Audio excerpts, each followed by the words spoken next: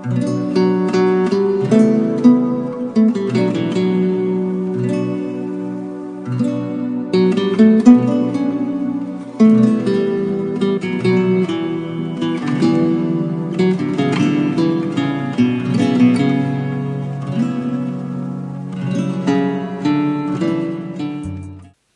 सुनने वाले सभी श्रोताओं को प्रभु यीशु मसीह के नाम में मेरा प्यार भरा नमस्कार।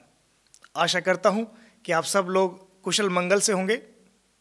आज का जो हमारा विषय है वो होगा जैसा यहोवा ने कहा, जैसा प्रभु ने कहा।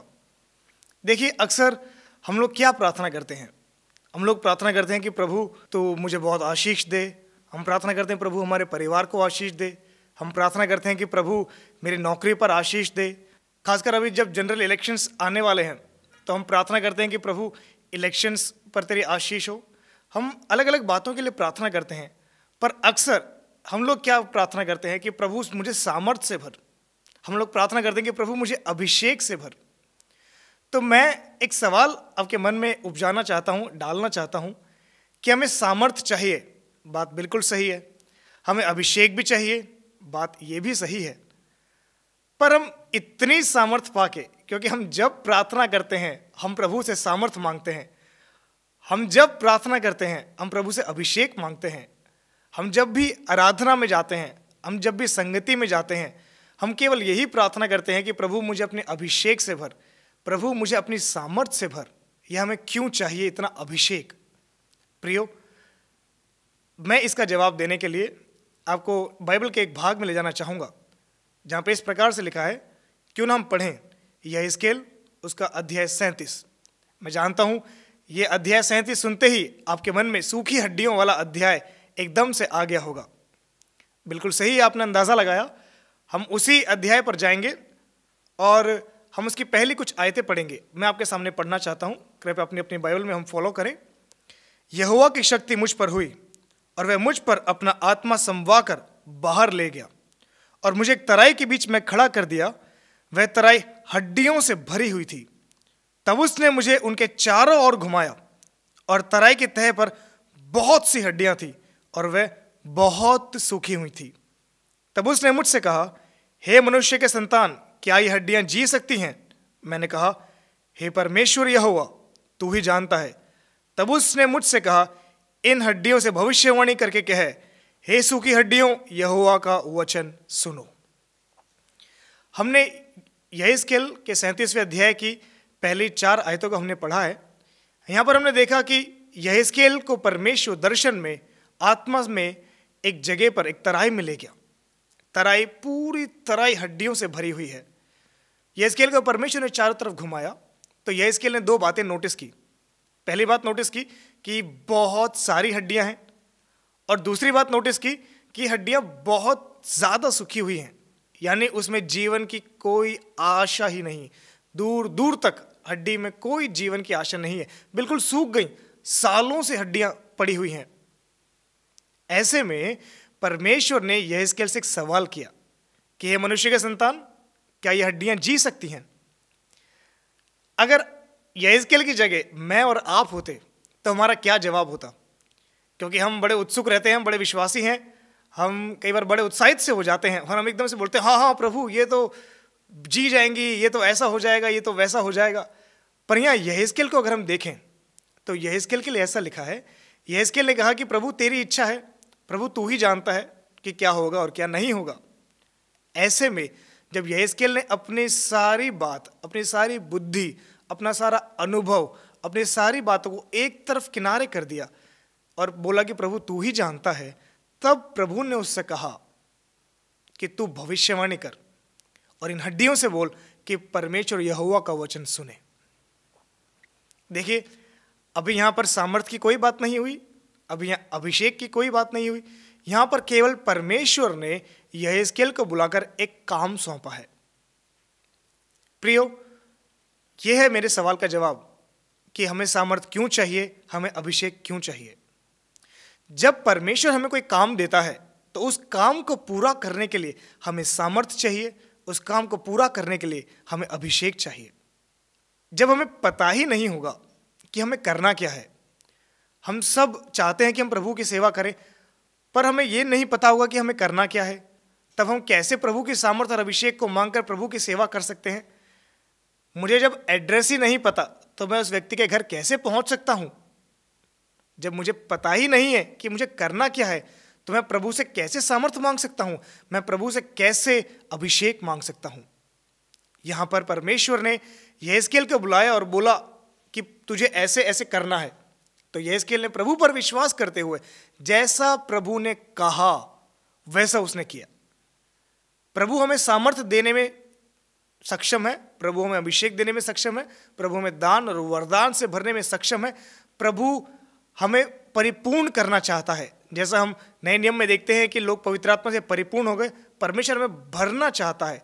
परमेश्वर बड़ा उदार दिल से हमें भरना चाहता है। प्रभु हमसे प्यार करता है, पर पहले हम सुने, पहले हम जानने की कोशिश करें कि प्रभु हमसे चाहता क्या है। और मैं आपको उदाहरण देना चाहूं तो हम निकाल सकते हैं पहला राजा, उसके 18वें अध्याय में हम क्या देखते हैं? हम देखते हैं कि एलिया ने अपने आप को अहाब राजा को दिखाया, प्रकट किया, और वहां पर एक बात कही कि जो परमेश्वर जिंदा हो, अगर इज़राइल का परमेश्वर जिंदा है तो वो आग उतार कर जवाब दे, और अगर दूसरे देवी देवता जैसे बाल और अशेरा के बारे में वहां पर लिखा है, अगर वो सच्चे परमेश्वर हैं तो वो स्वर्ग से आग गिराकर अपने आप को सही साबित करें। आगे हम पढ़ते हैं तो वो लोग जो दूसरे बाल और अशेरा के देवी देवता के जो पुजारी थे, उन्होंने सुबह से लेकर शाम तक काफ़ी मेहनत की, काफ़ी पूजा अर्चना की, पर कोई जवाब नहीं मिला, स्वर्ग से कोई आग नहीं उतरी। पर हम देखते हैं कि जब एलिया वेदी के पास पहुंचता है तो 18वें अध्याय की 36वीं आयत में उसने ऐसा कहा कि हे इज़राइल के परमेश्वर, तू अपने आप को प्रकट कर, क्योंकि मैंने ये काम अपनी मर्जी से नहीं किया, तूने मुझसे कहा, इसीलिए मैंने ये काम किया, तो अब तू ही इस बात को साबित कर। एलिया परमेश्वर की उपस्थिति में रहने वाला एक व्यक्ति था। ये हम 7वें अध्याय में 17वें अध्याय में देख सकते हैं।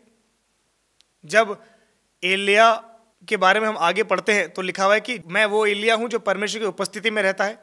तो एलिया प्रभु की उपस्थिति में रहता है, प्रभु की सामर्थ से भरा हुआ है। एलिया चाहता तो खुद भी जाके बोल देता कि ऐसा ऐसा ऐसा मैं करना चाहता हूं, नहीं, उसने वही किया जो प्रभु ने कहा। वो पूरी तरीके से प्रभु पर आश्रित था।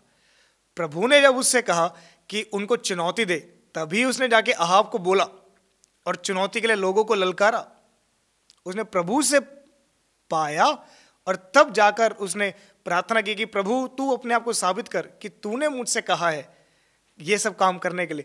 तब उसकी प्रार्थना पूरी शायद हुई भी नहीं होगी, तब भी आसमान से आग गिरी, बलि को भस्म कर दिया, जो उसके ऊपर पानी था और साथ में जो गड्ढे एलिया ने बनाए थे, उन गड्ढों में जब पानी था, पत्थर समेत सब भस्म कर दिया।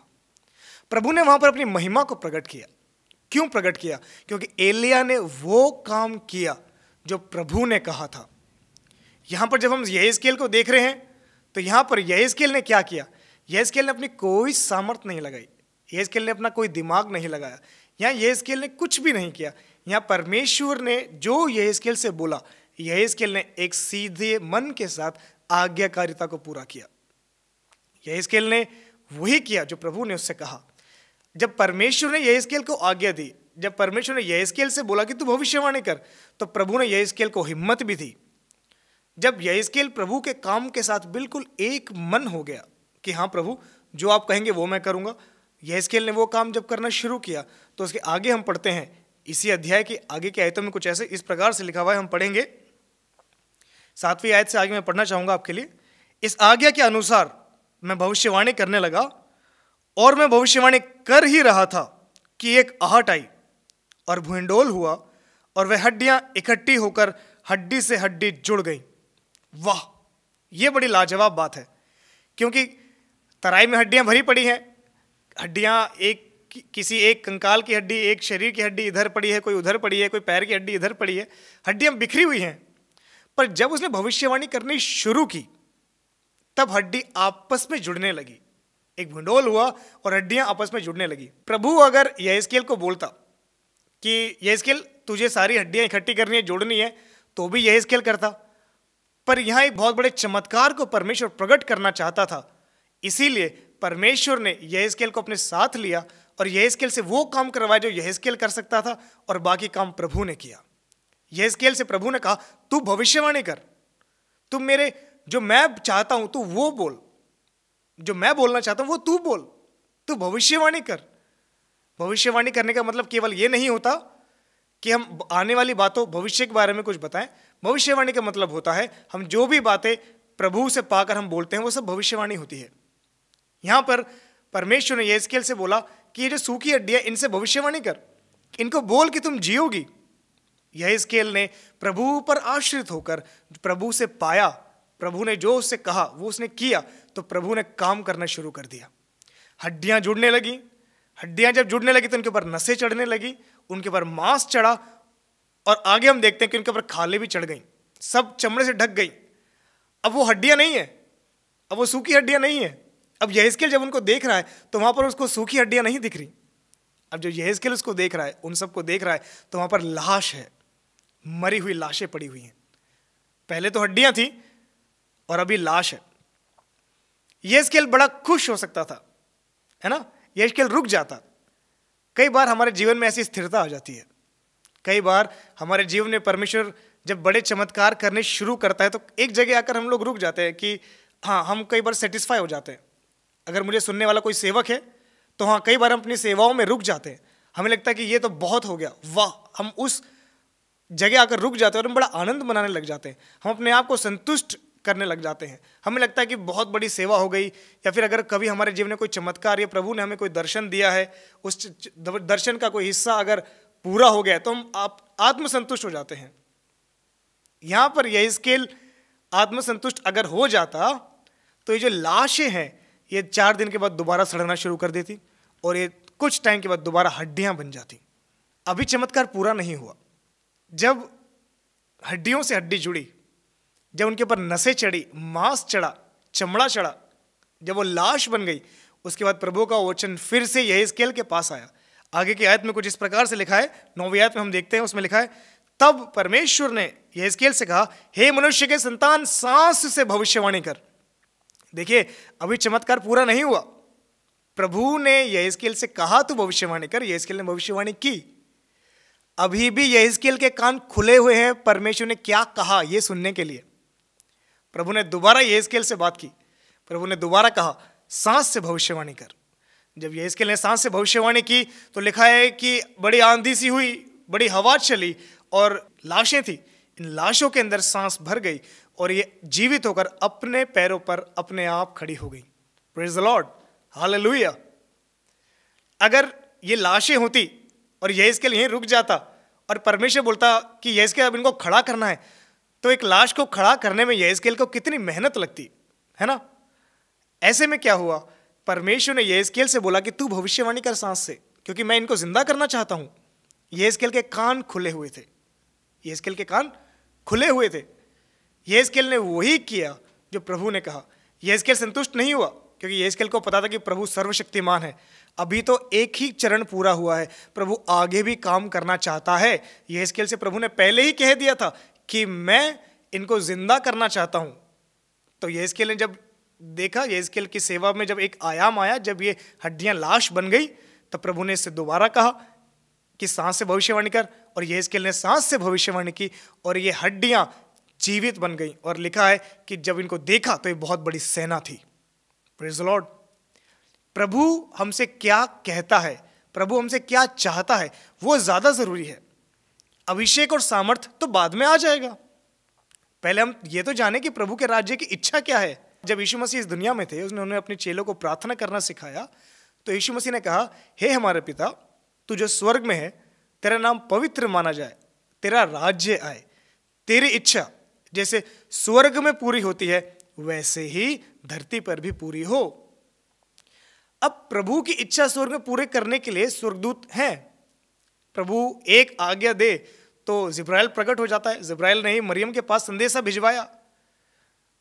हम जगह जगह देखते हैं कि परमेश्वर की आज्ञा जो स्वर्ग में होनी है उसके लिए स्वर्गदूत तैयार रहते हैं, पर पृथ्वी पर परमेश्वर की इच्छाओं को पूरा करने के लिए, परमेश्वर की आज्ञाओं को पूरा करने के लिए परमेश्वर ने हमें बनाया है, हम इंसानों को बनाया है। परमेश्वर हमसे प्यार करता है और परमेश्वर अपनी बातों को हमारे ऊपर प्रकट करना चाहता है।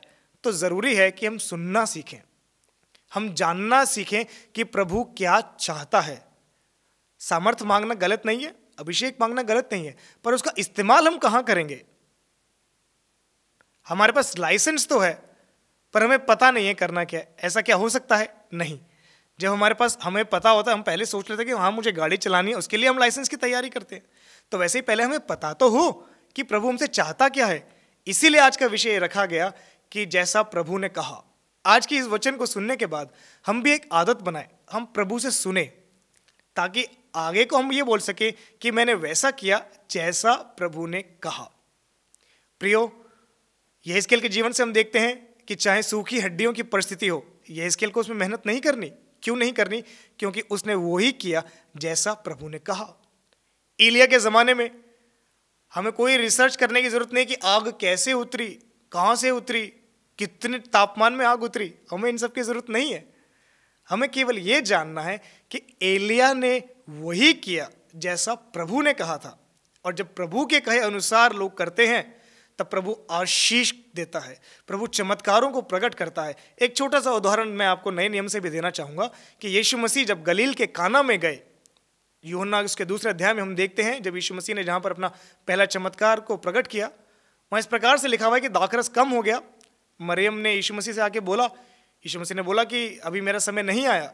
तो भी मरियम ने जाकर दासों को बोला कि जो वो व्यक्ति बोले ना वो ज़रूर करना। कुछ समय के बाद यीशु मसीह ने उन दासों को बुलाया और कहा कि बाहर जो शुद्ध करने की रीति अनुसार 6 मटके रखे हुए हैं उनको लेकर आओ, उनको पानी से भरो और भोज के प्रधान के पास ले जाओ। अब इन दासों को क्या पता है कि यीशु मसीह कौन है? अब इन दासों को क्या मतलब, क्योंकि भोज के प्रधान तो यीशु मसीह नहीं है, पर उनको यह समझ में आ गया कि ये व्यक्ति महत्वपूर्ण है। अगर इन्होंने कुछ बोला है तो बात को मानना चाहिए।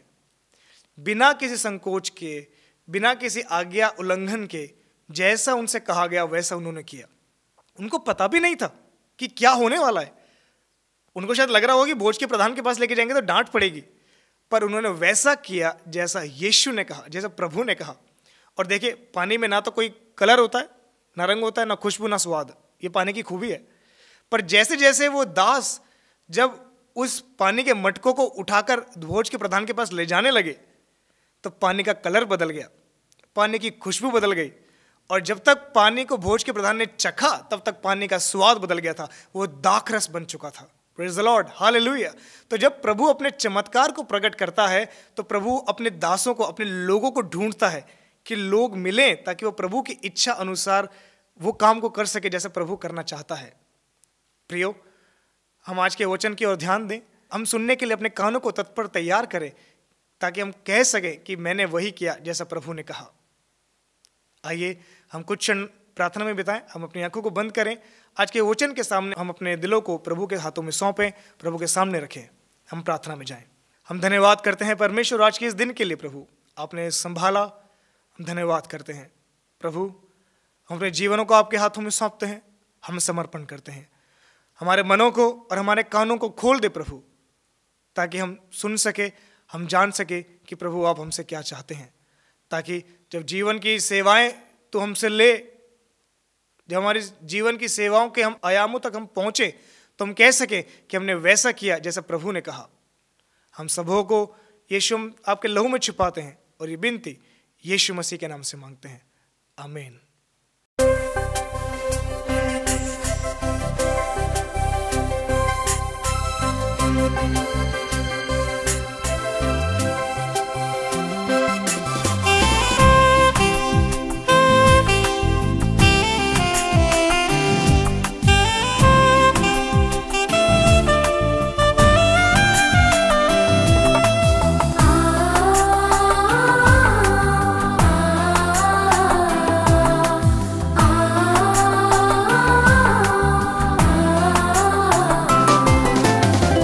मुझे संभालेगा, मुझे चलाएगा, सारी जरूरतें पूरी करेगा।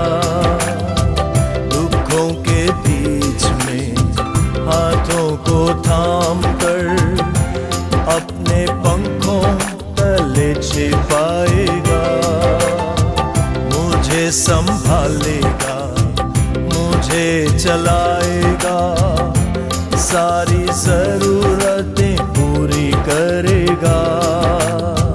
दुखों के बीच में हाथों को थाम कर अपने पंखों तले छिपाएगा।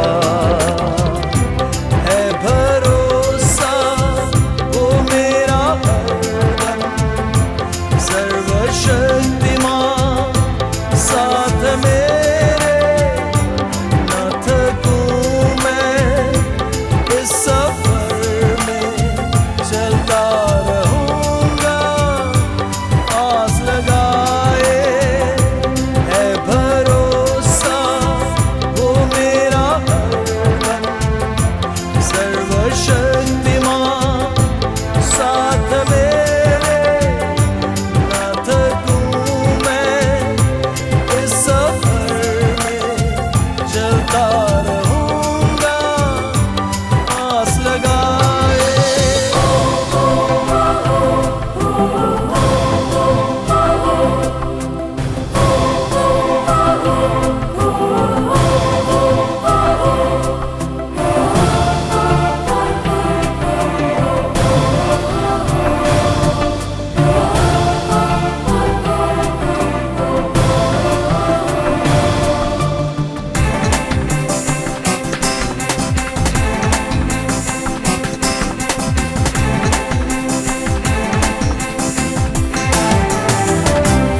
अनर्थों से बचा रहूंगा, संकट मुझको ना छू पाएंगे।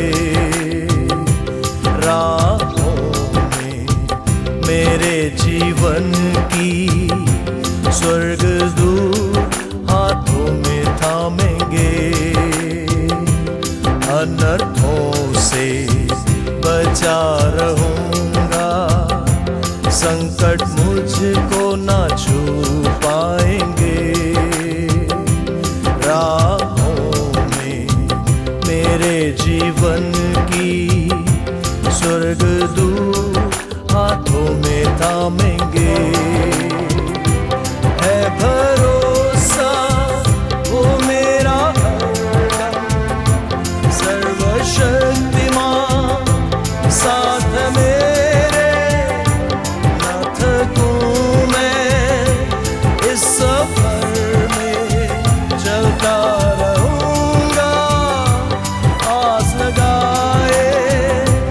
है भरोसा वो मेरा हरदम, सर्वशक्तिमान साथ मेरे।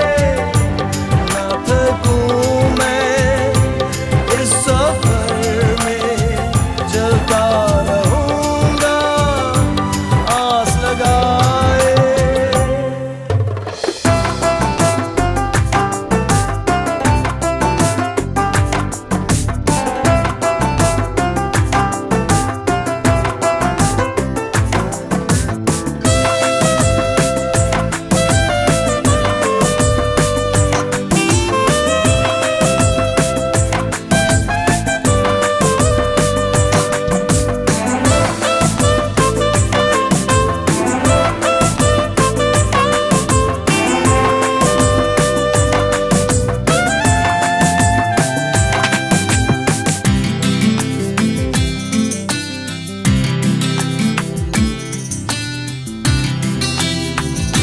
रातों के किसी भी भय से, दिन को उड़ते शस्त्रों से।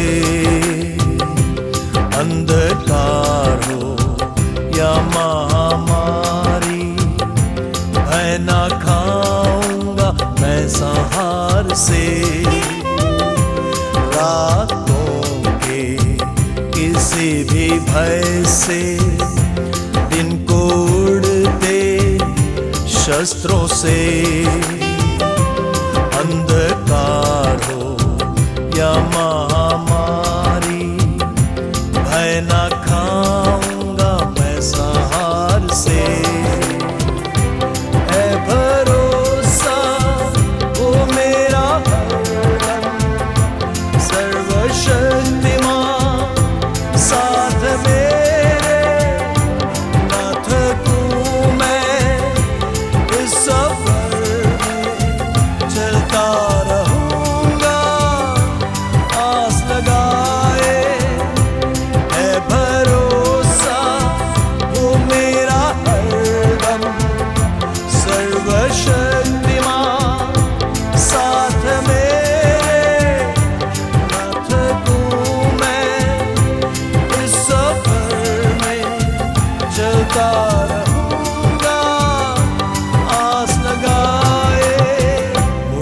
ये संभालेगा, मुझे चलाएगा, सारी जरूरतें पूरी करेगा। दुखों के बीच में हाथों को थाम कर अपने पंखों तले छिपाएगा। है भरोसा वो मेरा हरदम, सर्वशक्तिमान साथ मेरे, ना थकूं मैं इस सफर में, चलता रहूंगा आस लगाए।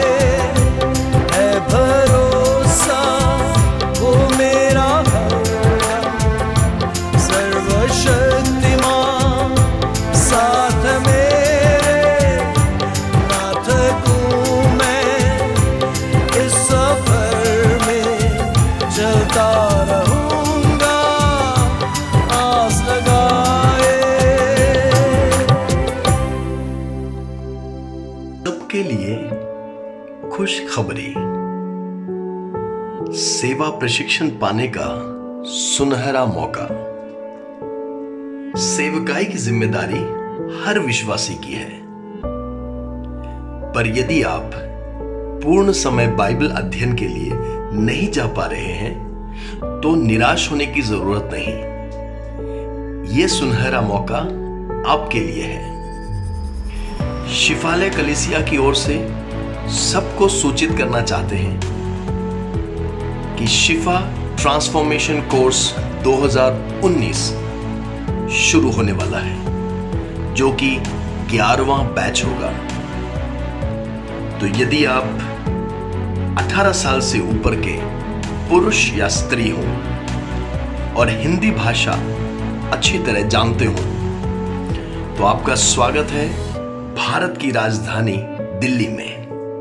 हाँ, 14 अप्रैल 2019 से लेकर 30 अप्रैल 2019 तक, यानी मात्र 17 दिन का गहन सेवा प्रशिक्षण। अब तक उत्तर भारत के 15 राज्यों से 500 से ज्यादा लोग प्रशिक्षित हो चुके हैं। उत्तर भारत में प्रभु के द्वारा इस्तेमाल होने वाले प्रशस्त, अभिषिक्त एवं अनुभवी शिक्षकों और प्रचारकों की सेवकाई की आशीष पाइए। शिफा ट्रांसफॉर्मेशन कोर्स का लक्ष्य है पवित्र आत्मा की अगुवाई में बाइबल पर आधारित और ख्रिस्त केंद्रित अंतिम दिनों की जागृति की सेवा को जन्म देना, लोगों को उसके लिए तैयार करना। पहली बार यह कोर्स एक बड़े कैंपस में होने वाला है। तो आइए तुरंत फोन नंबर पर संपर्क करें। इस साल का फीस होगा मात्र 3,000 रुपए। ये 50% स्कॉलरशिप के बाद है। मात्र 3,000 रुपए। जल्दी से फोन कीजिए और अपना रजिस्ट्रेशन करवाइए। बाकी डिटेल्स फोन पर आपको दिया जाएगा। इस मौके का लाभ उठाएं। धन्यवाद।